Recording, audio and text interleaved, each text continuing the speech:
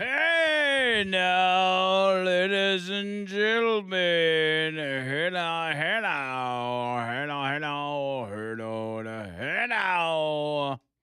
Welcome to hour number 4 of the line. So glad you're here because I love you. I love you, and I want you to be here with us. Isn't that right, John Bird? Yes, we love them and we want them to be here with us. Yes, that is correct. So thank y'all for hanging out with us, man. It means a lot. It means a lot to us.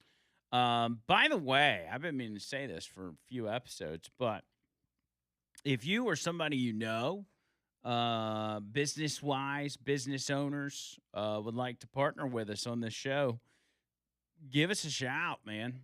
I've been looking around for maybe new opportunities and stuff like that. And we're also looking for salespeople up here at Cumulus. So if you need a gig as well, maybe try applying for that. But seriously though, on the front of business owners of all types, if you got any ideas or you're a business owner yourself, you want to reach out to us, let me know, man. Let me know. I think we could talk and get to know each other. How does that sound? Because we got some great partners on this show. Chuck Davis is one of them. I was talking about Chuck earlier. When it comes to your attorney needs of any type, personal injury, paperwork stuff like real estate, probate, um, wills, get the wills done. I can't stress that enough. And then divorce and custody battles. You got to have somebody that's going to be on your side. Chuck is going to be on your side. He's going to hear you out, which is probably the most important thing to me in an attorney is someone who listens to me and hears my side of the story instead of saying, all right, here's what we're going to do. Chuck will hear you out, and that's what makes him so great. It's why he's my attorney. It's why he's Richard Dixon's attorney. So reach out to him. Here's the phone number, 205-823-9992. It's 205-823-9992. Online, chuckdavislaw.com. No representation is made that the legal services provided are superior to the legal services provided by other lawyers. So we were talking previously, I guess this was last hour, about the public's perception on who they trust with this conflict with Iran. And it may seem like there's being arrows shot at the president from 100 different directions, and this accusation that he's got no plan and he's just flying by the seat of his pants and he was bamboozled into doing this and he's not doing the right thing. We should have just left Iran alone.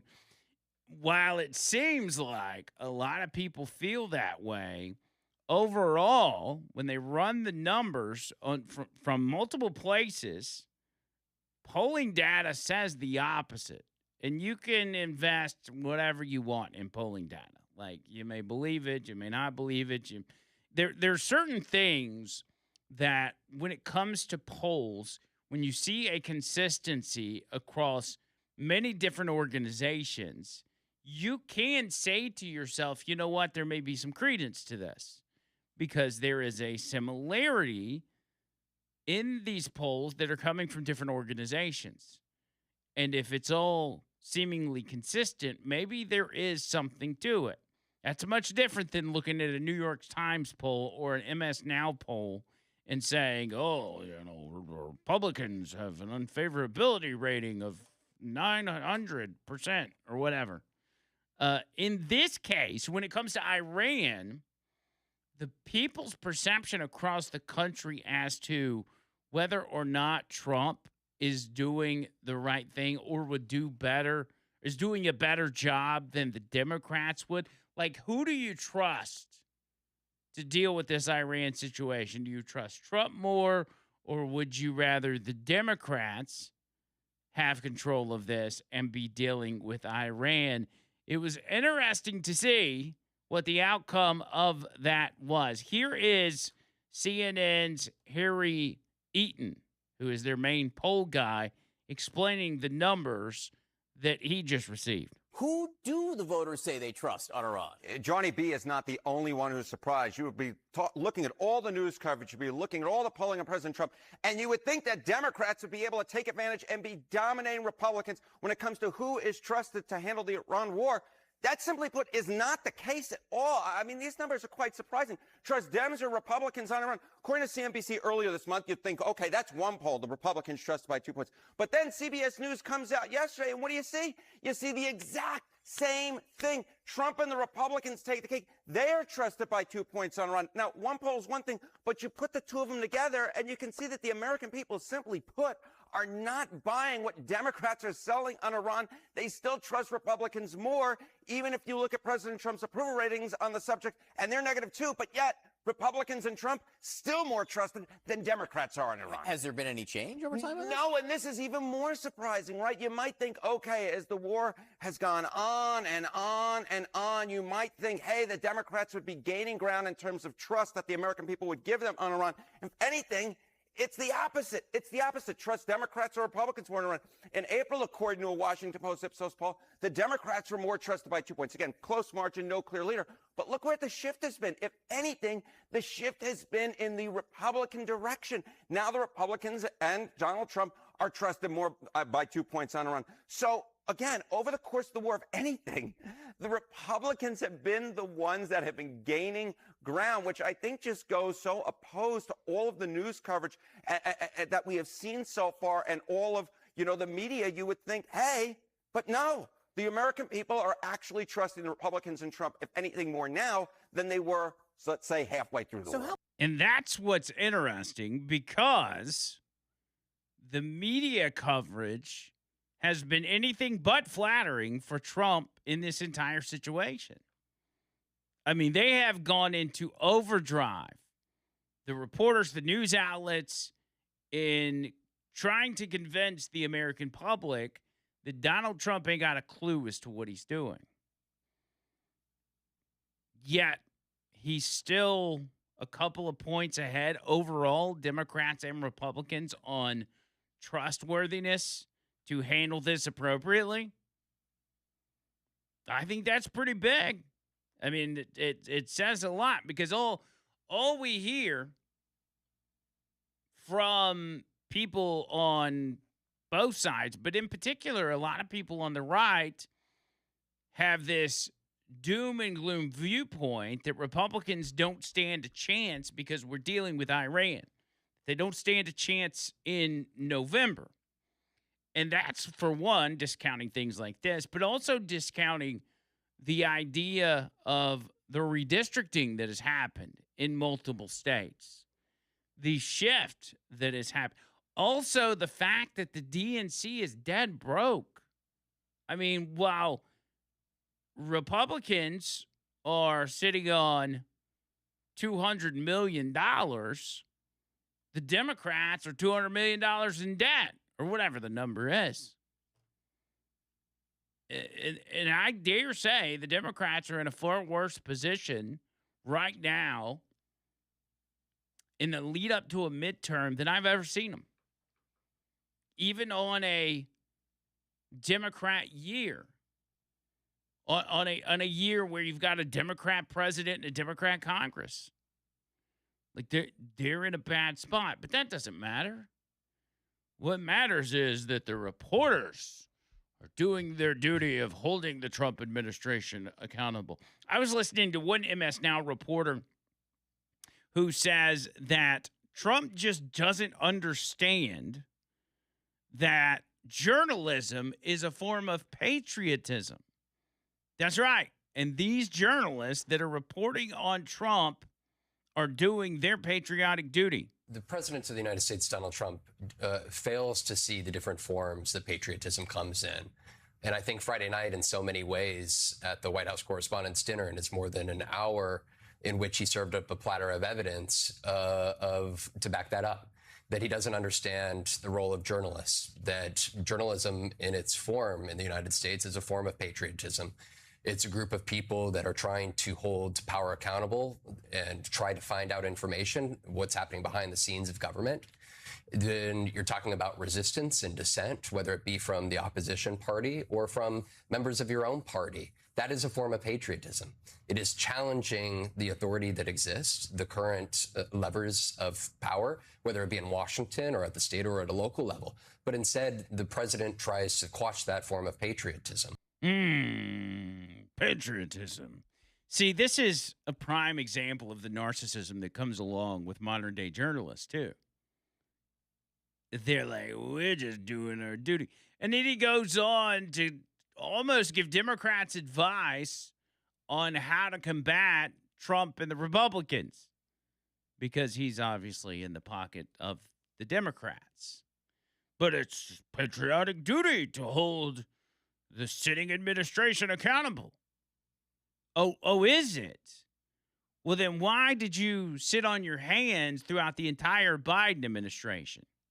With all the obvious things out there, you covered for him instead of holding him accountable. You made excuses for him for 4 years. Never held that man accountable. But now, all of a sudden, I'm a patriotic journalist. There's a simple answer to all of this, by the way. Many of these reporters are directly or indirectly on the payroll of the Democrat Party. Some of which are directly or indirectly on the payroll of the Chinese Communist Party. And I don't know if you know anything about the relationship between Donald Trump and the Chinese Communist Party. While it seems to be rosy on its surface from the way Donald Trump talks about it, it is a very contentious relationship. Because the moves that Donald Trump makes, just like the tariffs, just like many things related to what's going on in Iran, a lot of things that Donald Trump does is not beneficial to the goals and aspirations of the CCP. He has been very detrimental to the CCP and their pursuit to become the world's #1 superpower. Trump has boxed him in. So that would mean the CCP would want to get rid of Donald Trump or damage him in every way possible, right? Well, they do that by doing what the DNC does. And that is getting their hands on the reporters and putting them on China's payroll. Don't believe me? There's a new investigative report out that shows just that and releases the names of said reporters. Listen to this.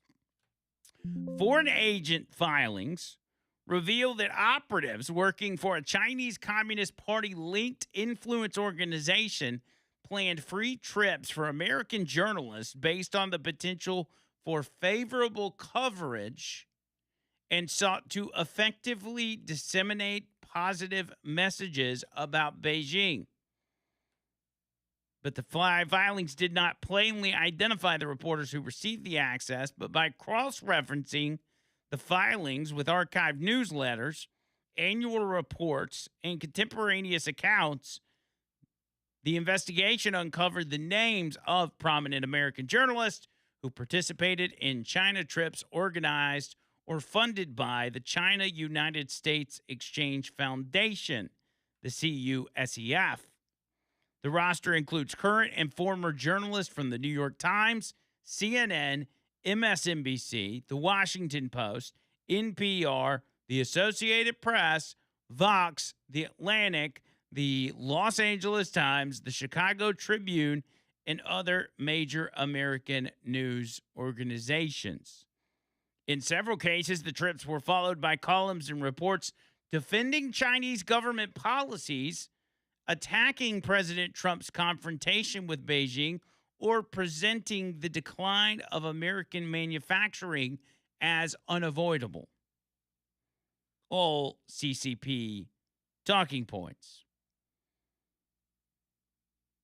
That's pretty amazing that literal journalists from major organizations We're working on behalf of the Chinese Communist Party. That's what we call treasonous, my friend. And then they have the audacity, those very same people have the audacity to look into a camera and tell you that what they are doing is what defines patriotism.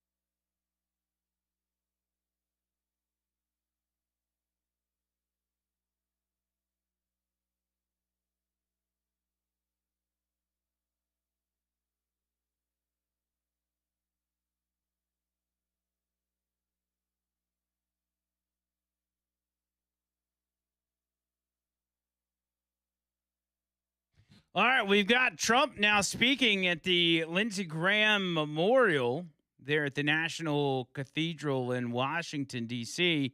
Let's listen to a few minutes of that. Without Lindsey Graham having a say in it. He was a man who gave America the full measure of his good and mighty heart until that heart itself just gave out.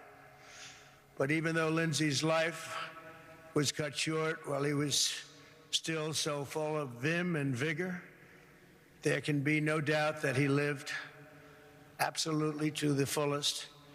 He died doing the work he was born to do.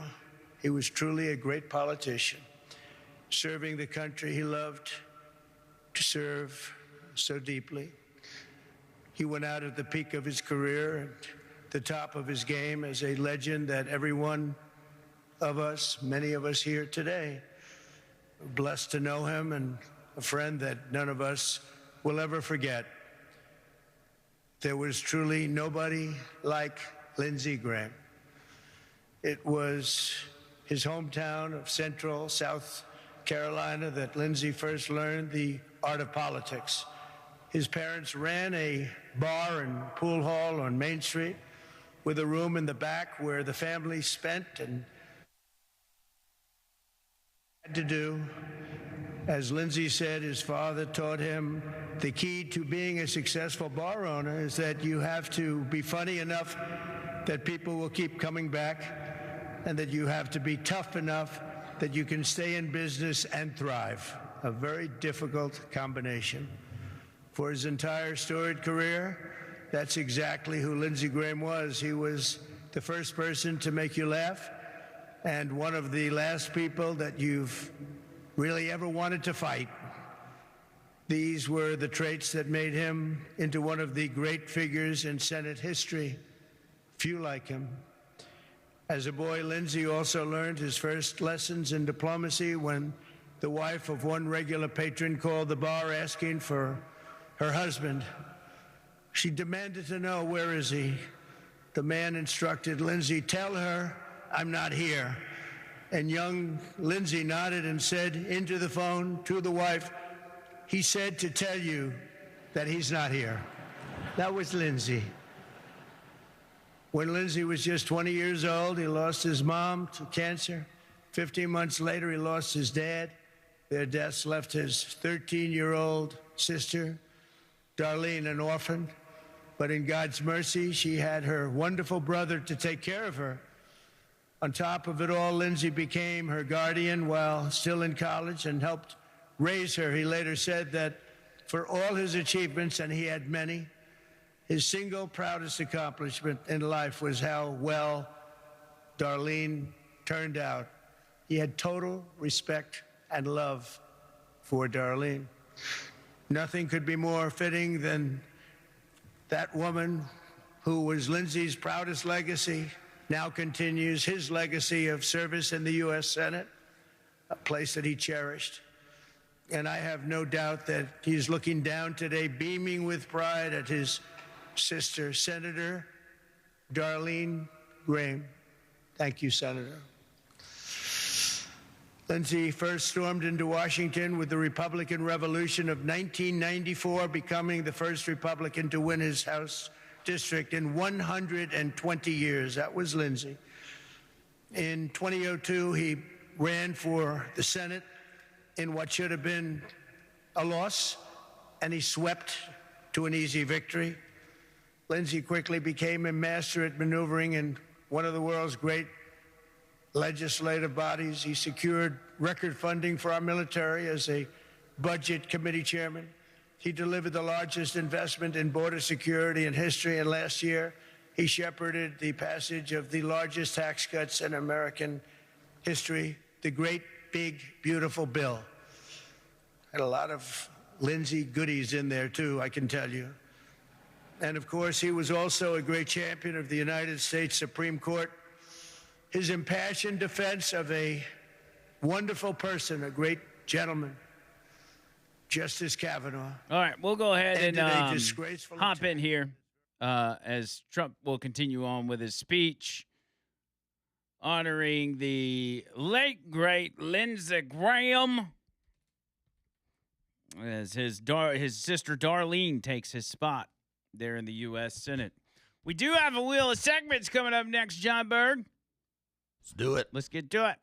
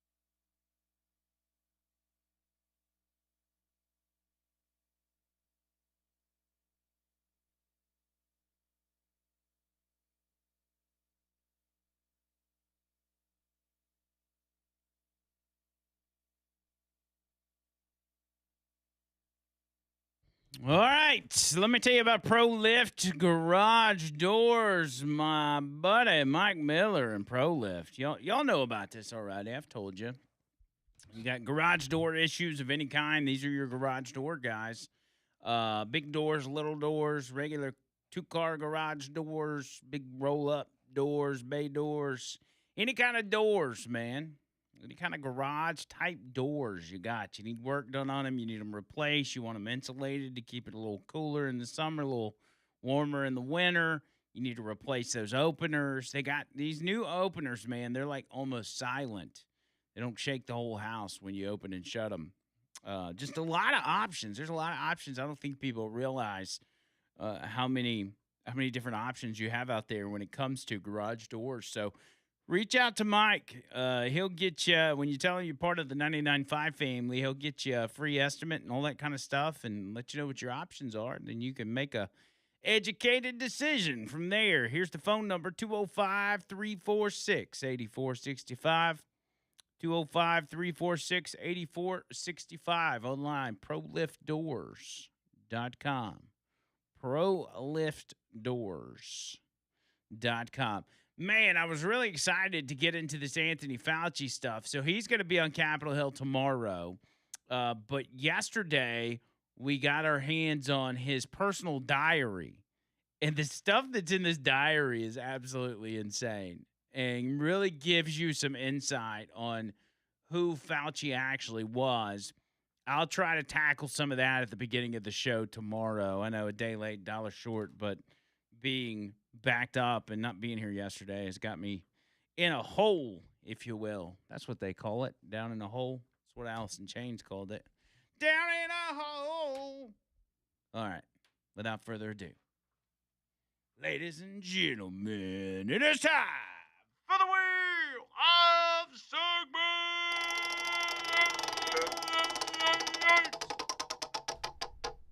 That's got to hurt. Oh, that's gotta hurt. Oh, that's gotta hurt. Oh, that's gotta hurt. Oh, that's gotta hurt. Oh, that's gotta hurt.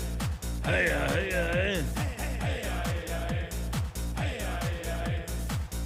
I wonder if people walk by the studio and they hear us making all these noises and stuff because they can't hear what we're hearing. They just hear us talking. I'm like randomly on a megaphone and I'm, yeah. You know what they think? Man, I wish I was on that show.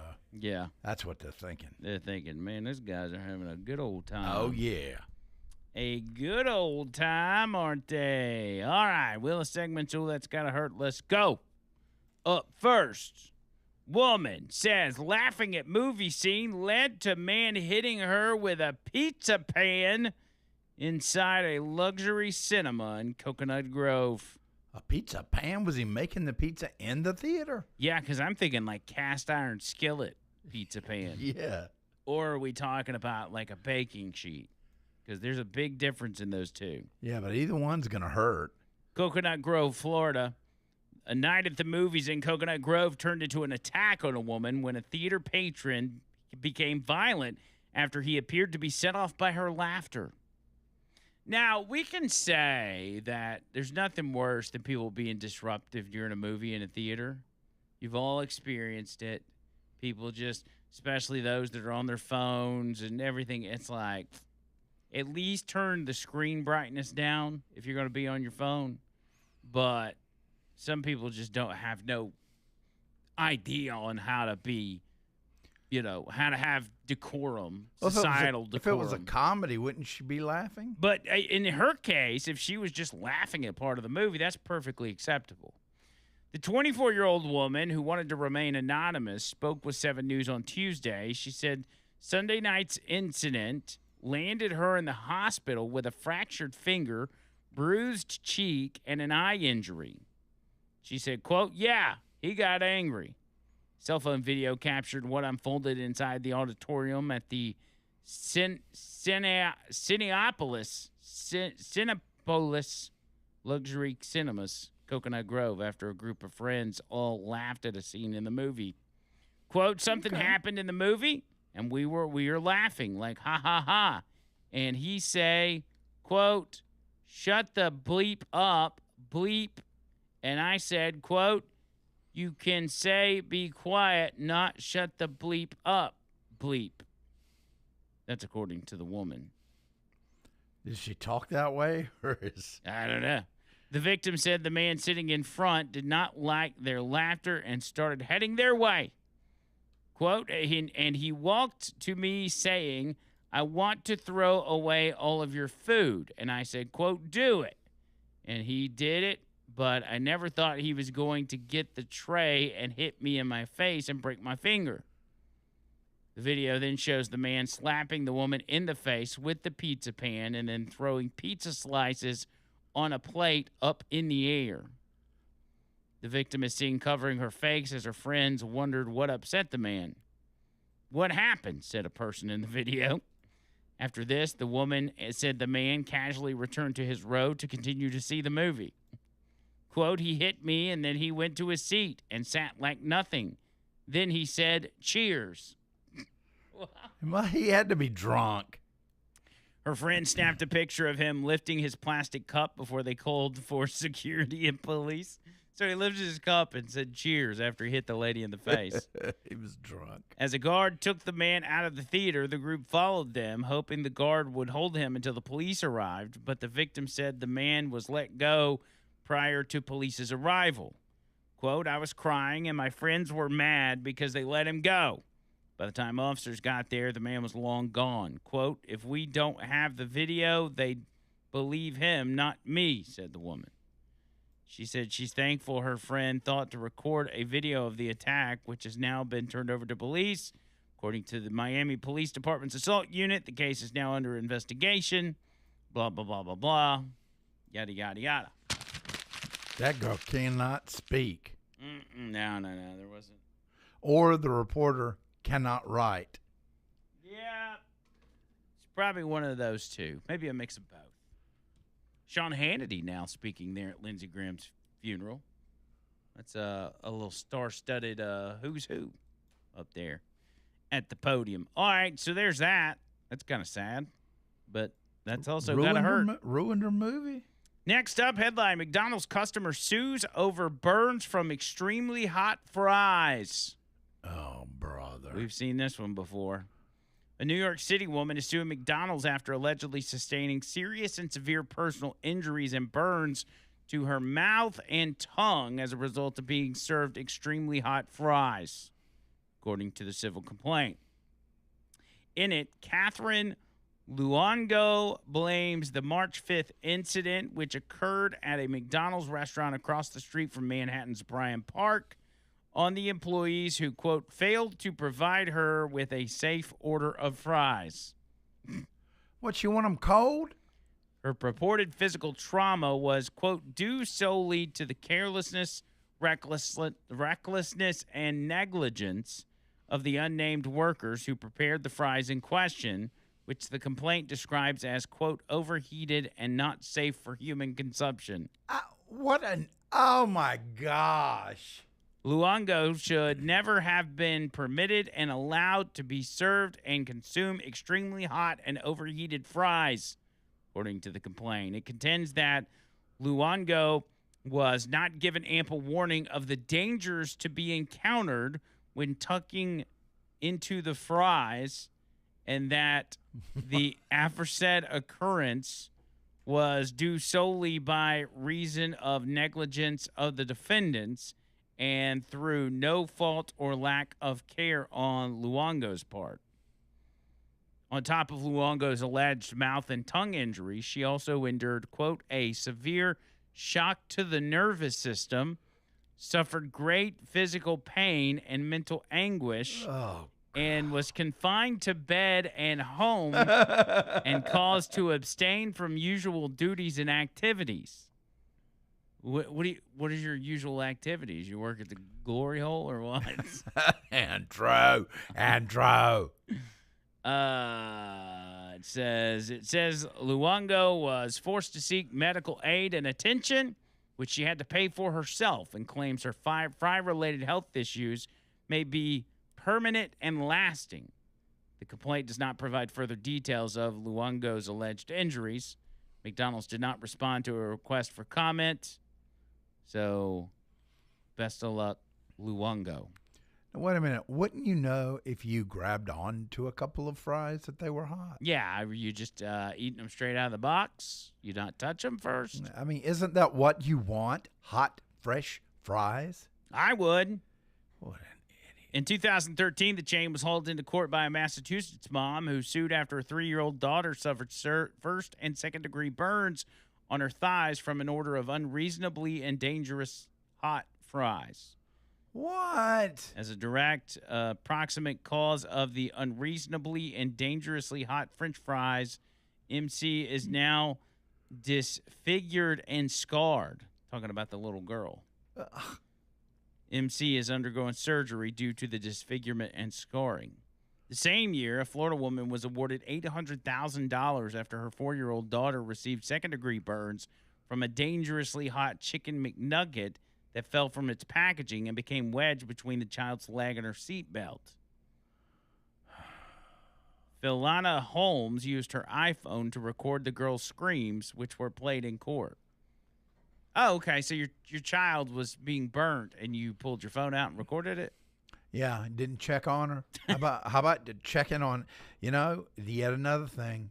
I mean, nothing's worse than freshly cooked hot chicken McNuggets. Lawyers for McDonald's unsuccessfully argued that the McNugget had to be heated to a certain temperature to stave off the possibility of salmonella poisoning, and as PBS reported at the time, that the nuggets were not meant to be pressed between a seatbelt and human flesh for more than 2 minutes.